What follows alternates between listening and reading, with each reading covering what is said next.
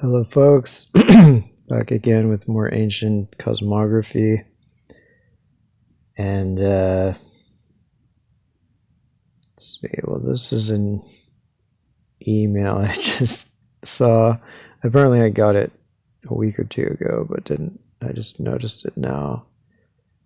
But I'd been doing these comparisons, so I sent these some of these to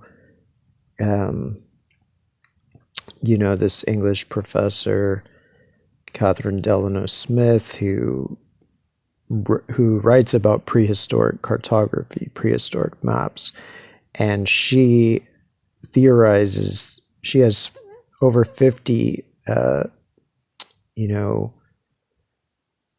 things that she identifies as prehistoric maps, which were not accepted by really anyone else. I mean, she previous to that. They might be accepted now, but previous to that, to her publishing that and theorizing that, only 4 prehistoric maps were really included in the kind of respected academic literature. And she added over 50 more. So she was kind of a renegade, and she was saying people are too cautious and, they should be able to, at least try to figure some of this out. But I showed her a bunch of mine, and she did not even consider it for a second. She just dismissed it out of hand as like, oh, you're just seeing basically periodelia or whatever they call it, where you just see faces in the clouds that are not there, and you just see what you want to see. So it's pretty telling, the fact that she won't even consider that these are maps, even though she claims to have discovered over 50 prehistoric maps. And I don't think that she has more basis for hers than I have for mine.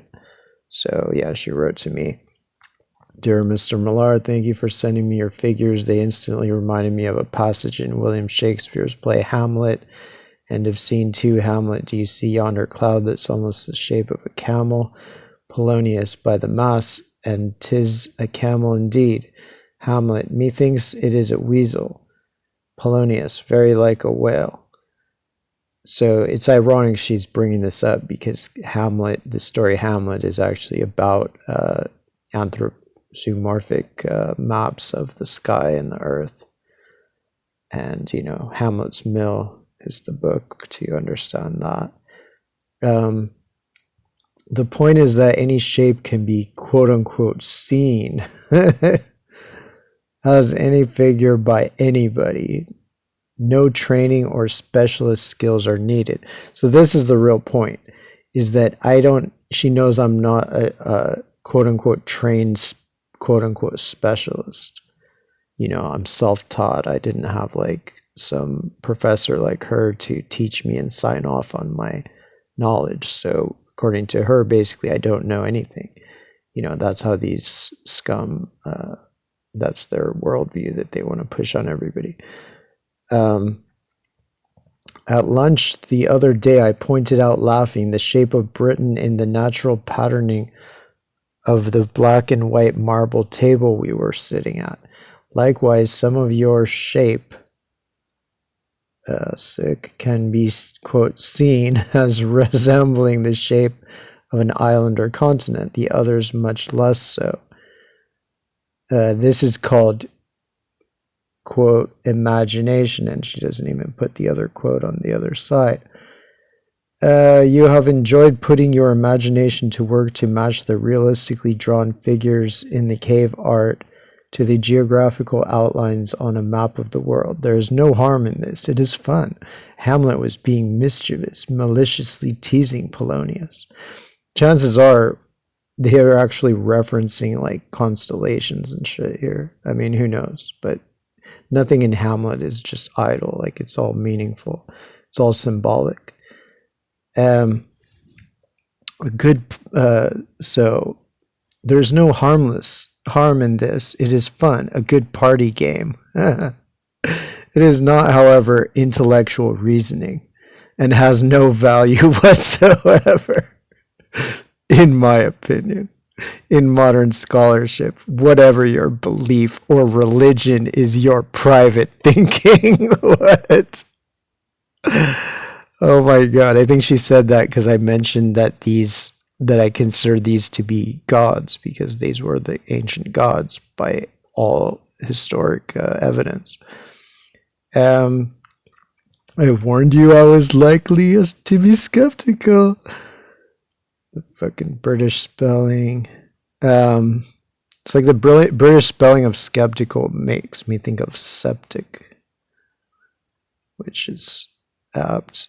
See my summary of my cautionary introduction to the study of prehistoric maps in Volume 1, Harley and Woodward, History of Cartography, 1987, and especially in the second paragraph on page 66, the substance of which applies to your examples.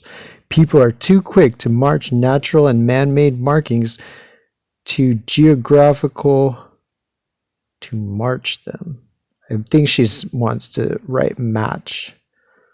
Natural and man-made markings to geographical outlines or any figure they care to conjure up. Similarity is not evidence. Valid documentation of... Is this just like 4 paragraphs saying you're wrong and nothing to say why? Nothing. It's just, I think you're wrong. It's not saying, oh, that one, this example, because I sent her a bunch of examples. So it's not, that's like when you see somebody dancing this enthusiastically around the subject, they're terrified of the actual implications of the truth. Similarity is not evidence. Valid documentation of intention is needed. What the fuck? Coincidence is not evidence of cause. So my advice is to continue to have fun with shapes, but do not be misguided by a lively imagination. I should do this in a snobby British, English accent, but I am sure you can find other questions relating to rock art and its context, production and meaning to share with the world of learning in a rational and persuasive manner. Ellipses. Judgmental ellipses. Good luck and best wishes. Catherine Delano Smith, Doctor of Philosophy, Senior Fellow, Institute of Historical Research, School of Advanced Study, University of London. Wow, she didn't even go to Oxbridge? Why am I even talking to her? I need a real expert. Lead academic, Understanding the Medieval Go Map, Leverhulme Research Project, yada yada. So anyway, some stupid garbage. I wrote back, not a lot, but just explaining that I've actually been studying, the hieroglyphic descriptions of these types of zoomorphic maps for the past several years, which I'm sure she knows absolutely jack shit about. So anyway, there's some entertainment from the so-called educated classes of the Anglosphere.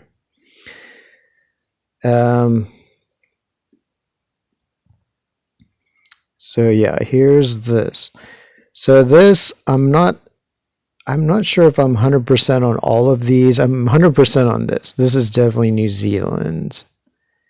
And this is presumably Papua, and chances are this is all this, but I'm more sure of this. I'm most sure of this. Second most sure of this. Third most sure of this. Fourth most sure of this. Yeah. And then fifth, sixth, and seventh, or sixth and seventh. I don't know. But then again, these are my best guesses for all of this. So it's either this or a couple of them might be mixed up, because these very early ones are pretty stylized. They're not super exact. So yeah, here, New Zealand, he's broken in two, obviously, for the North Island and South Island. Has Stewart Island here as his head, but they enlarged it a bit. And then it has like these two peninsulas as his legs, and then this little island that's right off the tip of that peninsula. Then this seems to be Australia, with this seems to be York, Cape York there. This part right here, Cape York, and then this part here being this area around Cobourg Peninsula, etc. And then this seems to be Papua, and the black part seems to be this Gulf right there. And this ear thing seems to be this island that's almost attached there. This just shows the whole region together. So these are all the islands that are in that area. Obviously Australia's by far the largest. And then there's Papua, Kalimantan, Sumatra, Java, the Philippines, stuff like that. And so the Philippines, so I think that this is Sumatra based, especially on the head, that the head is like, this part here, like this, that the shape is pretty close for that part, and that I'm guessing that this part is just meant to be like this, shape right here along the coast. But, and then Kalimantan seems to be, I'm guessing that this is, his face is like this part up here. The horns are like this island up here, and some other stuff up there. And then his front, he only has front legs, so that would be like this peninsula there. And then this shape around the back would be like this shape right here. And then, the Philippines, it would be basically, it's hard to see it, but it would be that this shape does match pretty well for that face. And then this could maybe be the start of the horns on that or something. But hard to be totally certain on this one. And then Java, it's down here, so that maybe this part would be these kind of little front legs or whatever. And then it kind of goes in and then down, so the in part would be right here, and then it goes down on the back, and it goes up on the face, so that would be like here. Not sure, it looks like there's a little island there, so I'm not sure exactly which island that would be.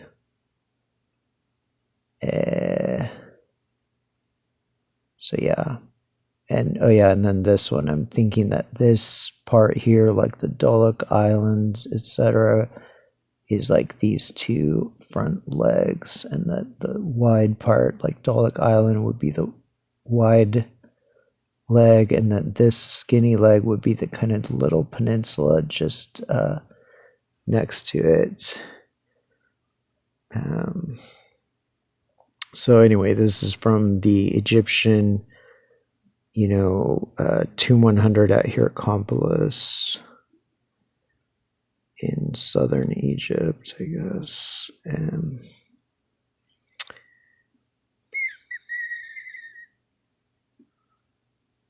What is wrong with this thing?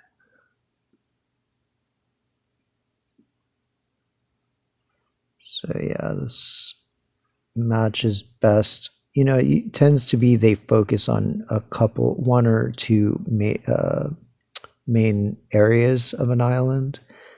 And so in this case, if this is correct, if this is the right island, then it seems that they're focusing on the head the most, where it does kind of have this shape where it tilts up at the nose a bit and has kind of a, and then curls down on this side and then slopes down on this side. And the tail might be Banca Island there, or Banca could be one or more of the legs. Not quite sure. This is Taiwan on the same map on the 5,500-year-old Tomb 100 at Hierakonpolis. So it may be that Taiwan is considered to be the Grim Reaper in the original cosmology. So I zoomed in on his face, which is like at the end of this peninsula here, and so his main features are that he has a square butt that kind of sticks out a bit. So that's like this part here. And he has a long body that's fairly straight and is wider towards the shoulders, of course. And that he has kind of an upturned nose and a lower lip that's hanging, it's like protruding, and kind of an open mouth. So, that's obviously his lower lip right here, and then his kind of upturned nose right there. And then this is his mouth right here. And there actually is like a lake or river or something here. And but then there's a bunch of there's like a city built right there, so they might have obscured the original mouth of that. And then this could, his eye could represent these waterways around here, these rivers and stuff. And then his scythe is Penghu, Penghu Archipelago, which is like this pointy, has the shape of like a pointy blade, and is the real kind of like impediment for sailors, because these maps are for sailors to know all the coastal impediments. And so there's Taiwan. Let's see, here's like a zoom in on his face. So yeah, you can see. And so yeah, that this would be his eye, perhaps, like this whole area, and this would be his mouth. This is his lip and his nose, and yeah. And then his head, there's kind of like a shape here where it goes